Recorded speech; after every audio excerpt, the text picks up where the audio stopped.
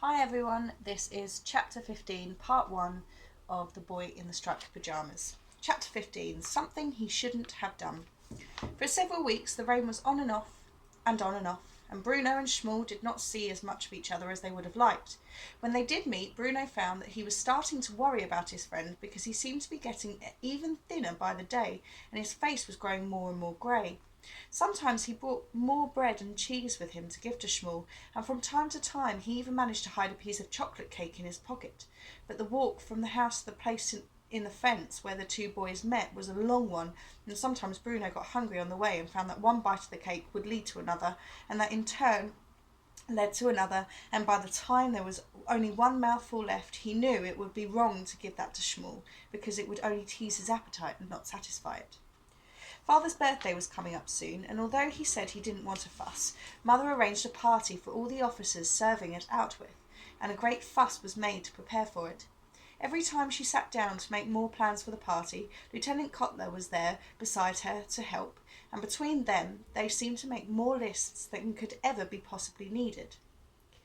Bruno decided to make a list of his own, a list of all the reasons why he didn't like Lieutenant Kotler. There was the fact that he never smiled and always looked as if he was trying to find somebody to cut out of his will. On the rare occasions when he spoke to Bruno, he addressed him as the little man, which was just plain nasty because, as Mother pointed out, he just hadn't had his growth spurt yet. Not to mention the fact that he was always in the living room with Mother and making jokes with her, and Mother laughed at his jokes more than she laughed at Father's. Once, when Bruno was watching the camp from his bedroom window, he saw a dog approach the fence and start barking loudly, and when Lieutenant Kotler heard it, he marched right over to the dog and shot it. Then there was all that nonsense that Gretel came out with whenever he was around. And Bruno still hadn't forgotten the evening with Pavel, the waiter, who was really a doctor, and how angry the young lieutenant had been. Also, whenever Father was called away to Berlin on an overnight trip, the lieutenant hung around the house as if he were in charge. He would be there when Bruno was going to bed and be back again in the morning before he even woke up. There were a lot more reasons why Bruno didn't like Lieutenant Kotler, but these were the first things that came into his mind. On the afternoon before the birthday party, Bruno was in his room with the door open when he heard Lieutenant Kotler arriving at the house and speaking to someone, although he couldn't hear anyone answering back. A few minutes later, as he was coming downstairs, he heard Mother giving instructions about what needed to be done, and Lieutenant Kotler saying, "Don't worry, this one knows which side his bread is buttered on," and then laughing in a nasty way. Bruno walked towards the living room with the new book Father had given him called Treasure Island, intending to sit in there for an hour or two while he read it. But as he walked through the hallway, he ran into Lieutenant Kotler, who was just leaving the kitchen. "Hello, little man," the soldier said, sneering at him, as usual. "Hello," said Bruno, frowning. "What are you up to, then?"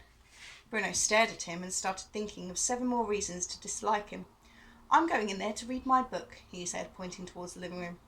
Without a word, Kotler whipped the book out of Bruno's hand and started to flick through it. "Treasure Island," he said. "What's it about, then?" "Well, there's an island," said Bruno slowly, to make sure that the soldier could keep up, "and there's treasure on it." "I could have guessed that," said Kotler, looking at him as if there were things he would do to the boy if he were a son of his and not the son of the commandant.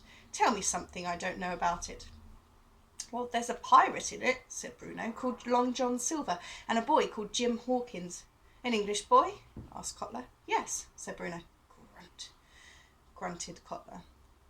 Bruno stared at him and wondered how long it would be before he gave back his book. He didn't seem particularly interested in it, but when Bruno reached for it, he pulled it away. "Sorry," he said, holding it out again. And when Bruno reached for it, he pulled it away for the second time. "Oh, I'm so sorry," he repeated, and held it out once more, and this time Bruno swiped it out of his hand quicker than he could pull it away. "Aren't you quick?" muttered Lieutenant Kotler between his teeth. Bruno tried to step past him, but for some reason Lieutenant Kotler seemed to want to talk to him today. "All set for the party, are we?" he asked. "Well, I am," said Bruno, who had been spending more time with Gretel lately and had developed a liking for sarcasm. "I can't speak for you." "There'll be a lot of people here," said Lieutenant Kotler, breathing in heavily and looking around as if this were his house and not Bruno's. "We'll be on your best behaviour, won't we?" "Well, I'll be," said Bruno. "I can't speak for you." "You've a lot to say for such a little man," said Lieutenant Kotler. Bruno narrowed his eyes and wished he was taller, stronger, and 8 years older. A ball of anger exploded inside him and made him wish that he had the courage to say exactly what he wanted to say. It was one thing, he decided, to be told what to do by mother and father. That was perfectly reasonable and to be expected. But it was another thing entirely to be told what to do by someone else, even by someone with a fancy title like Lieutenant.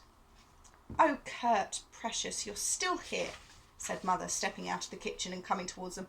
"I've a little free time now if—" "Oh," she said, noticing Bruno standing there. "Bruno, what are you doing here?"